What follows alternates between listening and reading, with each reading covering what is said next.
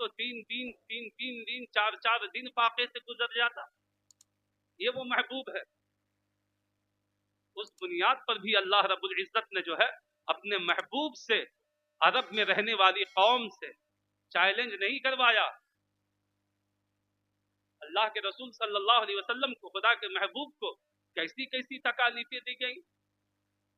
آپ نے سنا ہوگا علماء سے، اور جو پڑھے ہوئے ہیں انہوں نے حدیث پاک کو اور تواریخ کی کتابوں کو پڑھا ہوگا، اور آپ نے اوراق میں ضرور پڑھا ہوگا کہ یہ وہی محبوب خدا کے ہیں کہ جن پر عرب کے ان غیور، ان تمام کفاران نے کس قدر جو ہے مظالم میرے آقا پر اٹھائے ہیں کہ کبھی تو جو ہے آپ کی راہوں میں کانٹے بچھا دیے گئے، کبھی آپ کے اس نورانی جسم پر اونٹ کی وہ جھڑیاں گندگیاں آپ کے نورانی بدن پر ڈالا گیا، کبھی ہم سب کے آقا کے نورانی بدن کو جو ہے پتھر سے مار کر لہو لہان کیا گیا، کبھی ہم سب کے آقا کو مجنون اور پاگل کہا گیا، کبھی آقا کو جادوگر اور ساحر کہا گیا.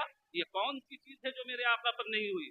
لیکن آپ دیکھیں یہ سب کچھ ہونے کے باوجود بھی یہاں تک کہ کہنے والوں نے کہا کہ یہ اپنے آپ کو نبی کہہ رہا ہے. معاذ اللہ، یہ نبی نہیں، یہ تو عام آدمی ہے.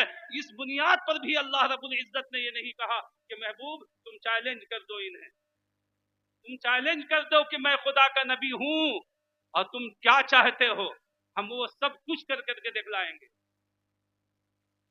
حالانکہ بہت ساروں نے جو ہے نبی کی نبوت کو ماننے کے لیے بہت سارے جو ہے چیلنجز رکھے ہیں. یہی حبیب یمنی ہے جس کو ابو جہل نے بلایا تھا، جس سے مکہ کے تمام نئے نو مسلم جس کے مقروض تھے.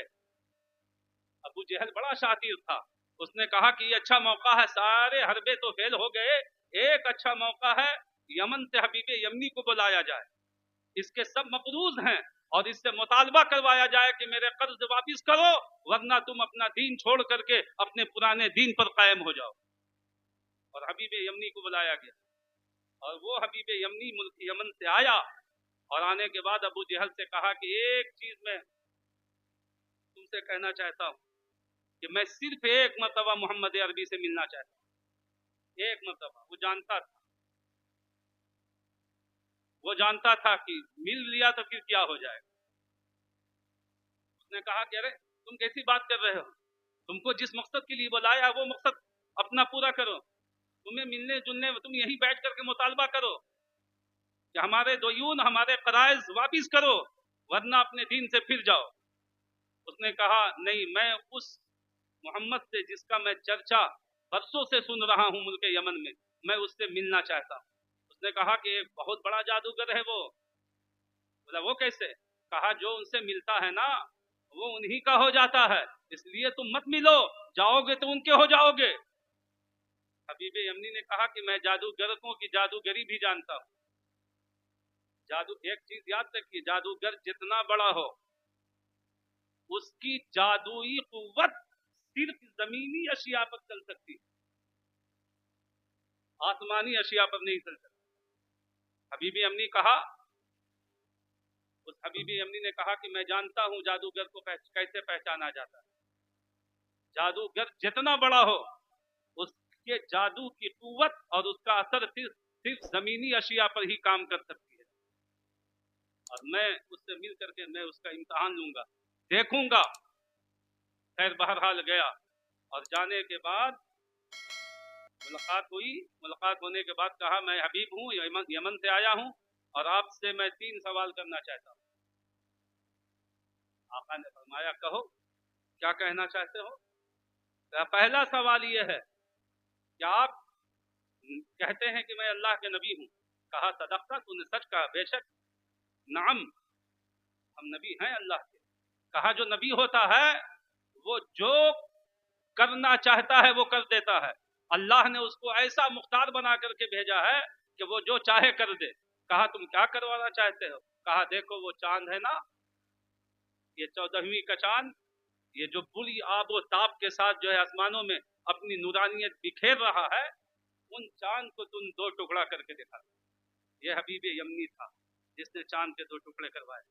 جو لوگ حج کرنے یا عمرہ کرنے کے لیے گئے ہیں آپ سب बखूबी जानते हैं कि वहाँ जबल अबू कुबैस है ना, इस पर आज बादशाह का महल बना हुआ है, जहाँ लोग इशारा करते हैं कि यहाँ से बुढ़िया की कचरा ये वो जबल अबू कुबैस, ये दुनिया का सबसे पहला पहाड़, दुनिया का सबसे पहला पहाड़।